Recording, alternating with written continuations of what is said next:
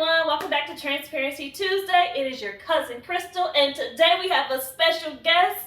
He is an author, he is a therapist, he is a poet, and most of all, he is my personal hero. It is my daddy, Jerry D. Pickens. So I'm going to hand it over to him and let him talk to you. So you have, welcome back. I'm excited. Wow, what an introduction. Thank you, Crystal. For those who don't know, Crystal is my oldest. She's always been a rock and glue to this family. And then she brought the most amazing person to this family, Josh Mack, for those who don't know him.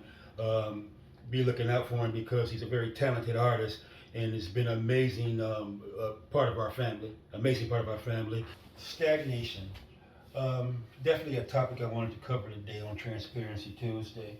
When you're thinking about stagnation, you're thinking about, we try to look at it as a body of water that's having no current flow. Let me tell you my story, because I definitely don't want to sound like I'm out here trying to preach. My story, imagine this married man with 5 very young children. Being stagnant, it was a rough life here in Detroit. It was a rough life. Not having adequate housing, children barely eating. And if your children are barely eating, then you know me and my wife, Samisha, we were barely eating also. Laying in the bed one day, I just looked at her and I told her, I feel like I'm failing as a father. I said, and I had the happiest children. Y'all know Crystal. And you guys know the rest of my children, you know, the people who do know my family. I had the happiest family, you know, coming home from these terrible jobs and these big smiles, and Dad, they always was happy to see you. And I just knew they deserved better. So speaking to my wife one night, we decided just to pack everything we owned in this little car, in a very old car, and we just decided to get on the road. I remember nights while driving, going from Michigan to Minnesota, taking I-94, trying to think how I was going to feed these kids, because on the road it's going to be hungry. We had a limited amount of money, but we was determined to find us a life. We didn't want to be stagnant. So going through Indiana, my youngest, he wasn't even walking, he was still in diapers. He was in a little carrier on the floor, right in the front seat of the car, a little car, right between my wife's legs. And the rest of them was pretty much bunched in the back seat. Very uncomfortable drive. Eventually, we make it to Minnesota, and a couple of days later, the car ended up breaking down there. My family immediately went in a shelter. That wasn't the life that I wanted for my children. From there, I seen pretty much the world. I seen people with these stagnant attitudes where they were happy with their situation, where every night I was pretty much in tears because I felt like I was failing my family. We finally got with some people who saw the potential in us. And what I mean by potential, in that shelter, was the only male in that shelter that had a job. Because I went out immediately and found me a job at a UPS, and it wasn't a lot of money, but it was enough to where the state of Minnesota wouldn't take it from us.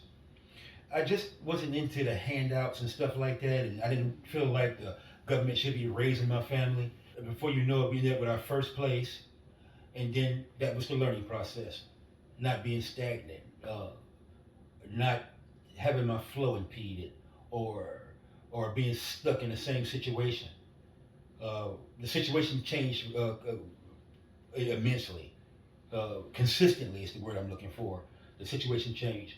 And that eventually led to me deciding, well, if I'm going to get work, because the jobs I had a lot of people in charge of me, and I just didn't necessarily agree with their ideals, but I never had the education to back it up. So, and I didn't go to no major college. I found something that was going to put me in the same situation that these people were in. I wanted to know what they know. If they were living in a home and the children were happy, then that's what I wanted to. So we did what it took. We did what it took. Eventually, that situation led to a bachelor's degree. Then it led to a master's degree. Then it led to multiple certifications.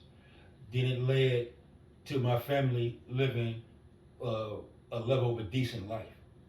So, in conclusion, uh, me in this intolerance for a stagnant lifestyle or a stagnant attitude is not because of people in general. It's basically because it was something that was very unhealthy for a person with a go-getter attitude. So for the go-getters out there, be looking out for this podcast. We're going to be brutally honest. That's what we're calling it. And we're going to tackle the tough topics, just like um, we do here at Transparency Tuesday. Thank you. Daddy! Thank you for joining me today. I'm so good that you told that story, Dad. I am, oh man, I think I'm about to cry a little bit. I'm so grateful for your sacrifice, Dad. Thank you for opening our eyes. When I think about our time in Detroit, there were like just so many other environments and influences, and just moving us from that environment, we see there is a different way of living where people don't have to die every day. People get educated, they can live in nicer houses that don't got holes in the floor. And that was so brave. It was so brave because I remember that car. That car was terrible. That was a horrible car. It was a horrible car. And man, we didn't know if we was gonna make it or not all the way to Minnesota, and I didn't even know that was where we was going when we first got there. And just the grind of us living in shelter. I remember getting kind of picked on about being in the shelter. Yes. To us getting that house, and to my parents going to college and being the first graduate in our family who is a college educated, and then finishing high school, and people was like, well, you're gonna probably end up pregnant and you're not gonna be able to finish. And it just set our whole family for a different way of life that we didn't really even know was possible because nobody was living it. Right, and that's what I want the world to know. It's not that us trying to come out here and tell people this and tell people that. Every human being has a story attached to them. And the story is supposed to be designed to motivate greatness from them. And that's missing right now. Y'all are the reason why I'm alive right now. And when I learned that at a young age that, okay, I got children now, it's time to grow up. It's time to grow up. I'm alive to this day because of my children. Love you, Dad. Love you too. But we'll see y'all next week. When the lights come on and the party's over, DJ said just a